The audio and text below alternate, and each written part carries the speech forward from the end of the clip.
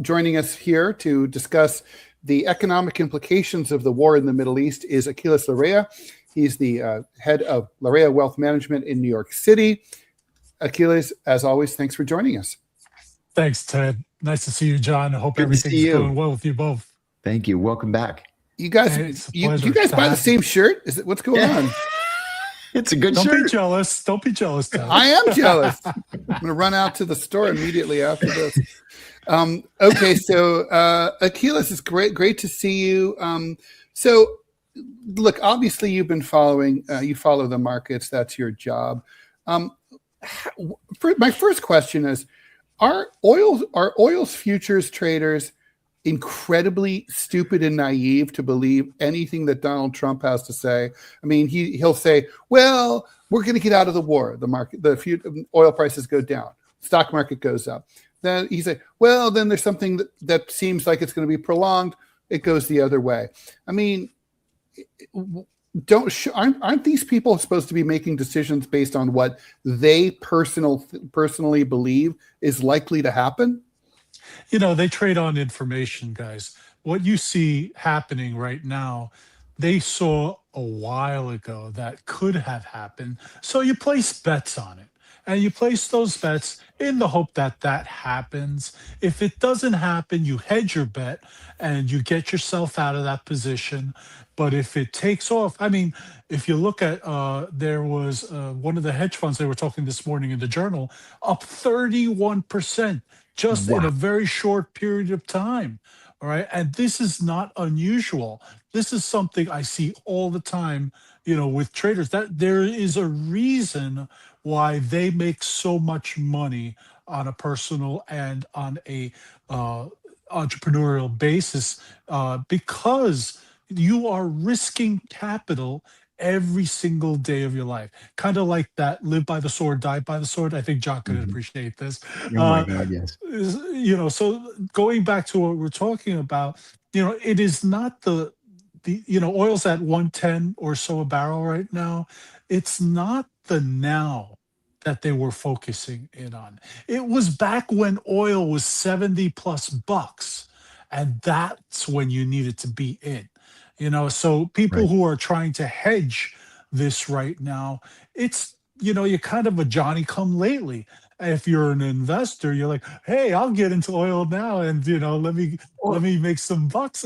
Yeah, you might make a little bit. You might make your 2-3%, but you're not going to make 30%. Well, may I ask you about that, Aquiles? Yeah, absolutely. If there are hedge funds and where this is all that they do, but we're in this odd position now where gold and silver and copper, frankly, are at all-time highs or near all-time highs. Crypto is flat and people don't fully trust it. We've missed the oil run-up, as you just said. I totally, completely agree. So then in a situation like that where you can't even trust bonds, what's the hedge? Where would hedge investors go in an odd economic, like global economic situation like this? John, I think that we're 2 factors short of a black swan event where nothing works. But I will tell you this, anything that's blue chip and you got $150 billion in capitalization gives you options. And those are the kind of companies that we're owning right now. We're going in and saying, we're not afraid to get back in the market. We're I've been buying the last few days for my clients, and I'm not afraid to go back in. We're not making huge bets here because that's not the way I operate. Right. But if I'm adding, say I add 1.5 to 1.8% of into another position or a position we already own, that's not a terrible thing. My clients may not understand it while it's going on, but long term, now I'm talking about 12 to 18 months, and I've said this on other media, 12 to 18 months, you're not going to hurt yourself by doing that. So getting into high quality names, blue chip stocks, or I hear about gold and silver all the time. And do you want to have a position in them? Yeah, it's kind of like 5% you, maybe it's so small. less. No, it's so small, John. That let me tell you, if that really takes off and becomes the asset class, which it has at one point, but when's the last time that happened? The oil crisis. Yeah, You remember back in the 70s? in the 70s. I was selling snacks and beverages on the gas lines when I was a kid. We were So saying just the other day, Ted and I, my dad, remember if you had like an even numbered plate, you could buy gas on Monday, Wednesday, Friday, and an odd numbered plate Mhm. Tuesday, Thursday, Saturday. My dad used to but be there out were there all the time. exceptions. Yeah, there were exceptions. If you were a salesman, my dad was a salesman traveling around the country, and he could go anywhere, any day. He wasn't restricted. So you did have that restriction. Right. My Mm. dad used to go out and switch the license plates every day, depending on which car needed gas. Your dad has my soul. When I had a car my first year in college in New York, and I got tired of alternate side of the street parking, so I stole someone else's license plates whenever I wanted to just park wherever I wanted to park, and then take the ticket, throw the ticket in the back seat, and just ignore it. Wouldn't work now. I feel bad. It was a very bad Yeah. thing to do because someone Ted got was my a tickets. rebel. Ted was a rebel. I was an asshole. Yeah, I'm not. I wouldn't do that now. But I'm older and Achilles, wiser. what are the two events that could lead to this black swan situation? Because I think listen, you're the expert. I'm not the expert, but I don't see any short-term hope right now. If even bonds can't be where you go to park your money, during this time of economic uncertainty, then what's left? It just seems like there's nowhere to go. And let me add one other thing. You just said something that made me think of it. Are you looking for companies that are both blue chip and have large stocks of cash? Well, every company that we deal with will always hoard cash during these times. So that's another thing to consider. Um, that will give them a strategic advantage to become, if you think about it, how did companies become dominators in their industry? They didn't do it by spending everything they had. Everybody looks at a Microsoft and says, wow, they're spending all this money on AI. And do you really think that Microsoft is spending all the cash that they have? Yeah, there's a bit of a cash burn there, but they can go and buy their next largest competitor if they wanted to. Yep. That's how big they are. And pay Same thing cash with for it. Apple. Mhm. These are companies that are dominators. They're going to continue to make money. There is a cult like or a following that is still present. But in answer to your question, John, what I would say is look at gold. If that starts to become the quote unquote asset class, Yeah, that's then one we're in thing. trouble.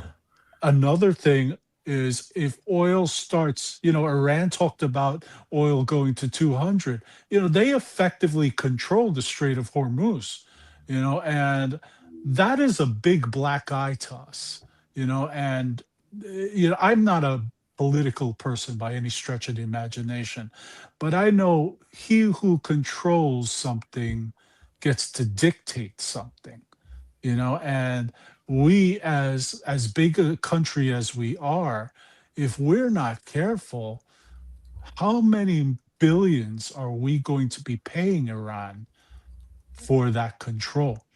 It's not too dissimilar than the Panama Canal. Yeah, it's a toll. It's going to be a Yeah, toll. And they yeah. used the word just a couple of days ago with this Indian flag tanker taking oil to China. The Iranians let it through because they paid a toll and they paid it in yuan. So we need to set up a big easy pass, like at the Strait of Hormuz and at the Gulf of Aden, just for these tankers, just to make it easy. But okay, so Aquiles, let's talk about the elephant in the room here. Are we heading into a recession or worse? I think we're not at that point. I thought about this morning. I was listening to a couple of talking heads the last few days, and they all kind of they're kind of tilting that way, guys. But I'm not convinced. I'm super bullish when it comes to the market. And even if a bear market By the way, were to, I'm just seeing breaking news. Oil, the price of oil jumped, stocks sank in the first opening minutes of the market. Opened just about no 10 surprise. minutes ago. Yeah, no surprise. Trump did not do anything last night to alleviate the situation right here. A No. smart man, an intelligent man would have tried to buffer, especially a politician. A politician would have tried to buffer the language being used right now, the rhetoric You mean being like used right. bombing them back to the Stone Ages was not maybe the right word? Yeah, you might have want to temper your words a little bit, but obviously we don't have that in Mr. Trump. So, what I would say to you right now, if you're an investor, you need to be strategic. You need to be moving in areas that, look at the defensive areas, look at the technology areas, because those areas are going to be, it's not that they're going to lose less money. It's just that when we come out of this nonsense, and I believe this is firm nonsense, I think there are ulterior motives. And John, you could disagree with me, but I believe that there are, you know, ulterior motives behind this that are not being spoken of at this particular point. All right. And I'm Well, not what do talking you think about they are? I want to conspiracy. know what you think they are. That's what I'd love to know at this point. I always say follow the money. Who's making the money right now by oil being up, by gold being at all-time Yeah, all the major highs? oil producing countries, Correct. Saudis, So, etc. right. So I don't want to own those companies right now. I want to own the But it's a companies temporary that, juice, though, right? I mean, because correct. overall, if oil prices go too high, you tank the global economy. You end up like during the pandemic when no one was buying anything, and then the Well, whole, even worse, we that's end not up in good. stagflation, Mm-hmm. where nothing's growing, nothing's getting done. Congress is still in a stranglehold right now. The ruling party cannot even pass legislation right now. Yeah. It's a Literally. bit, it It is one literally of the cannot worst pass legislation. bottlenecks I've Yeah. seen in this country's history. Well, the thing is that the Iranians are. So here's the thing: what Trump did was the stupidest thing that you can possibly do in conflict. He not only cornered his adversary, something that Sun Tzu always said not to do, always allow a graceful exit, but on top of that, he neglected to notice that his adversary had an ace in the hole, the Strait of Hormuz, and so now he's cornered an adversary that has to win and has to win big. And so we're offering a ceasefire, but the Iranians need and want the whole schmear. They have to have, basically the US has to surrender. They have to say, we will never attack you ever again. And not only that, we'll control Israel and prevent them from ever attacking you again. That's a big ask. I don't think it's going to happen. I don't think that's going to happen. I think But this that's is what the going to be Iranians have to have. They Yeah, I have to think have this is that. going to get prolonged out. But I also think that the Iranians at some point, how does this all get resolved? Yeah. Diplomacy. Diplomacy has stopped many of the wars that have ever occurred. Although the fighting will continue, but there has to start being some talking. And once the talking starts, it becomes beneficial. And, they'll figure out a way where, Iran and the US will figure out a way where, it's not just to everybody's benefit to stop this, but to figure out a way where everybody saves face, Mhm. including the United Mhm. States. And that is the toughest part right now because you can't see it right now, but it has to happen. So that's my take on this. Now, getting back to where we can make some more money is take a look at you. If you don't want to be in oil, you may want to be in fertilizer. There are a lot of companies, fertilizer, plastics are all derivatives of oil. So you want to have your hand in that. You don't want to be in the oil bucket or barrel So you're per saying the se. shit is the shit. The shit is the shit. But Aquiles, like we've got to leave it potash there and because we always enjoy having you on. This show my will go on pleasure. and we'll have you back for sure.